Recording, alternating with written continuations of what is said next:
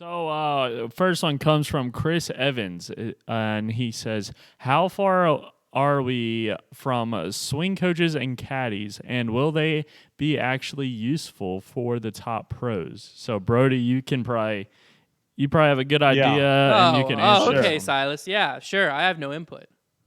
I'm just Well, kidding, you're no. not nine. I was you're about. not, you're not, I was you're literally not about to say. rated. I was So literally about to your say, opinion Brody. doesn't That's matter. true. My opinion. Yeah. I'm too low rated for my opinion to matter. I was literally about to say Brody would have a better answer on this one. I just thought it was funny that Silas called me out.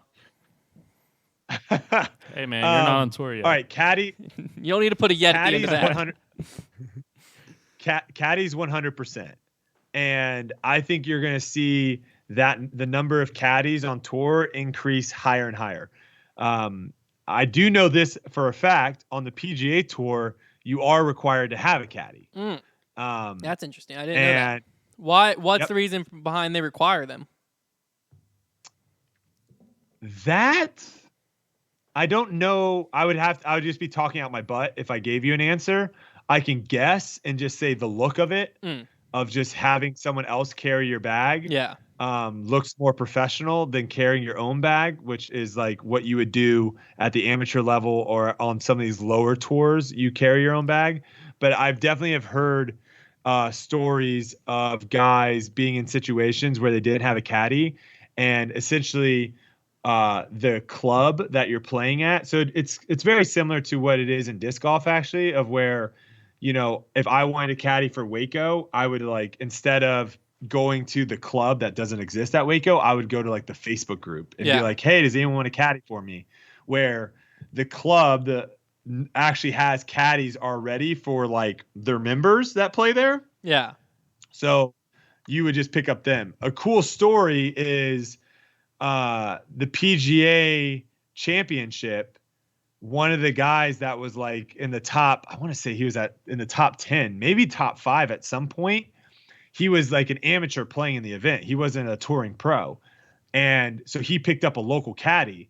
That local caddy was the same caddy that I got when we played the course, because we used to play the course. That was a thing that we did on YouTube. We would go and play the very, very last day before the course closed down. Yeah. And that was to help promote the tournament and stuff. So they gave me this caddy because he was the go-to caddy. Right. Mm-hmm. And we did a whole video with him. Fascinating guy. And all of a sudden, I'm watching the PGA championship and I'm like, oh my God, I can't remember his name, but I'm like, oh my God, that's so-and-so. I'm like, that was my caddy. And now all of a sudden he's caddying for this guy that's in the top 10 of the PGA championship. Yeah. So caddy's 100%. There's literally, if there's a pro out there that says there's a negative to having a caddy, I would say that they're either lying to you or they have no idea what they're talking about. There's literally no negative to it. Literally. The only thing that could be negative is if you literally get a caddy of someone that you hate and that you don't like. So why don't we walk through Worlds when I got kicked off the bag? Why don't we just relive that moment if there's no negatives to being a caddy? You got kicked off the bag at Worlds? I was on your bag 2 Worlds ago. Or Ledgestone. Ledgestone. I get them confused. I was going to say, I didn't play Worlds 2 years ago. I get Ledgestone, I get confused with Worlds that year because they were in the same place. No, I think I kicked you off the bag at Idlewild. No, it was Northwoods Black. Was it? Yeah, it was the little the forehand hole that goes over the valley and back up. Here, this is what I'll say. I will say that if that was this year, I wouldn't have kicked you off the bag. I think it was because our relationship wasn't where our relationship is now.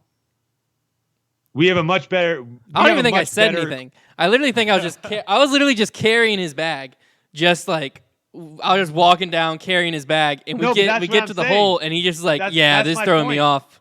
No, I think it was I think it was more you weren't used to a caddy yet. If I had to guess. No. I think that no. If I went back in the day, I would 100% tell you that was an excuse. 100%. That was 100%. Well, that excuse made me feel better. So now I got nothing. I'm playing bad because you're caddying for me. No. That was a 100% excuse. I knew that was the excuse. I thought you were saying you were just making an excuse up to kick me off the bag. Like you just wanted me out of there. No. No. I didn't want Dude, you out. No. He hates your guts. Yeah, Hunter. I know. Come on, Honestly, man. jeez. No, it was one of those. I again, you're talking about someone. That tournament was the first year I was on tour, wasn't it? Yes. This was your first time playing Northwoods Black. Yeah, that was my third tournament or fourth tournament. I was like way out in front of my skis. I had no idea what I was doing. So in that scenario, when you're literally, gasping for breath because you're like slowly sinking under the water, you're willing to at that point literally try to do anything to be like, let me walk under this ladder. Let me throw this rock into this mirror. Let me open this umbrella inside. You're literally trying to do anything. And again, I think that shows you the difference between someone that is a mature player on tour and someone that's an immature player on tour and again, I've gone through all this, so I've seen it. A mature player is going to be someone that doesn't make excuses and doesn't say like, oh, well, I'm not playing well today because this, and this, and this. Yeah. Right. They're not going to say like, again, what was another reason that I gave for why I played so bad? Because I lost that disc. You remember? That was another. Because that was the first thing I did. As soon as you kicked me off the bag, I went and looked for that thrasher for like 40 minutes. And I was looking at your score, and I was like, oh, he bogeyed another hole. Yeah, I can look a few more minutes. There's nothing to get back to right now. Yeah, you're willing to make yourself have excuses. And again, like think about it this way. You started playing golf, right? Yes. How many times have you gone to the range and like in your head say, you know what, I'm going to try this during this swing. And you try it and you hit a better shot. Do you now think all of a sudden you figured out your swing? Have you done that before? I have. Yeah, I mean, I've never thought like I 100% figured it out, but I have I've literally texted you guys, been like, dude, I just figured this thing out that I think like this is part of what was messing me up. And then 3 swings later, it's gone. Oh, I had no idea where it went. You're like, you know what, I'm going to open my left foot a little bit. Or you know what, I take my club back, I'm going to like do this. Or I'm going to take it more back behind me instead of up. Yeah. To try to get my swing shallow. Stuff. Yeah. Doesn't work. And again, when you're at that beginning stages, you are literally willing to grab anything and hold on to anything that works. Yeah. And you're a psychopath because that is not the reason why you hit a good ball. Yeah. So I think that's where I was of where, heck, I was throwing glow nuke SS's as my go-to distance driver, right? That was something. You can't be successful. They did go a long way. Okay, so caddies definitely make sense on the Pro Tour, but swing coach, I got to hear your thoughts on swing coaches. Okay.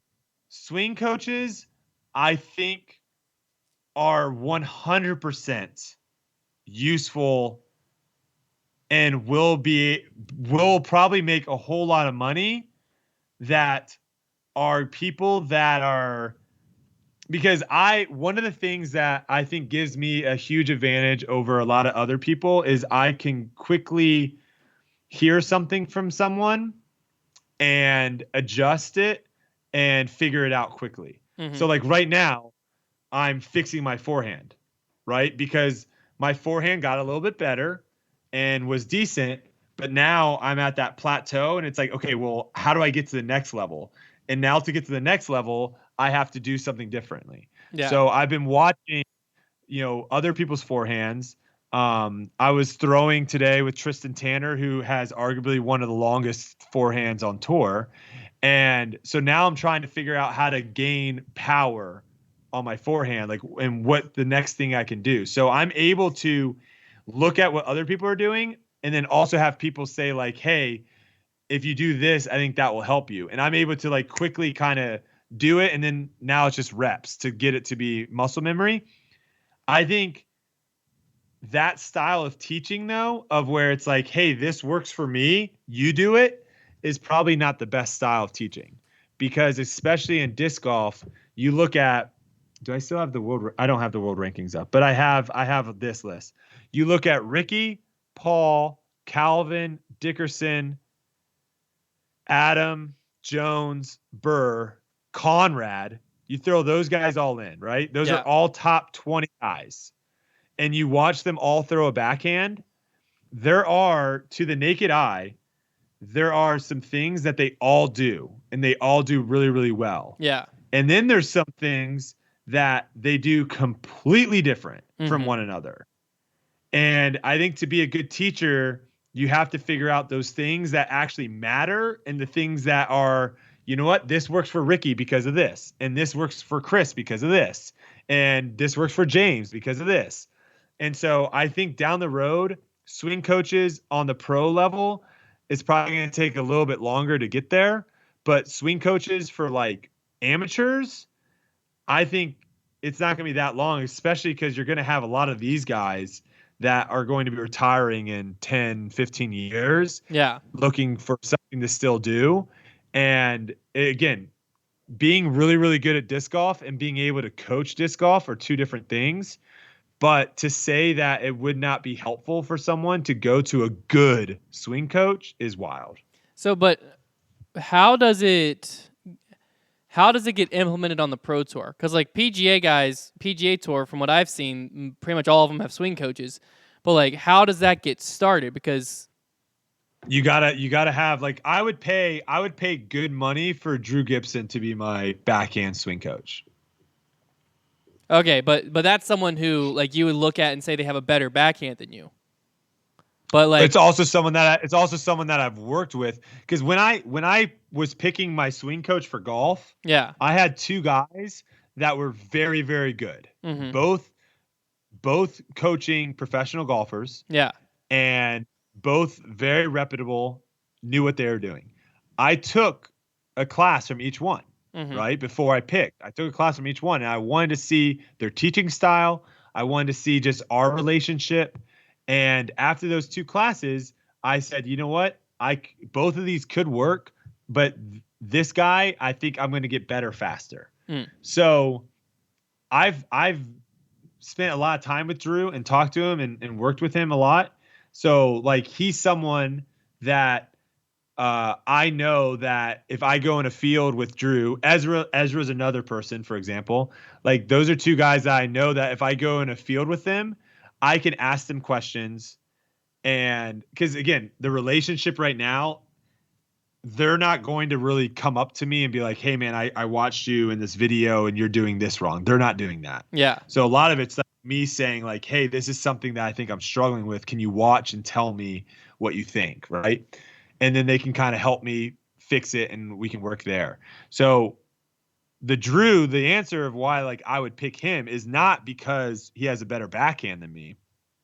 It's because he knows the fundamentals to being able to throw a good backhand and does a good job of being able to, him and Ezra, same, being able to express that to me. That's why.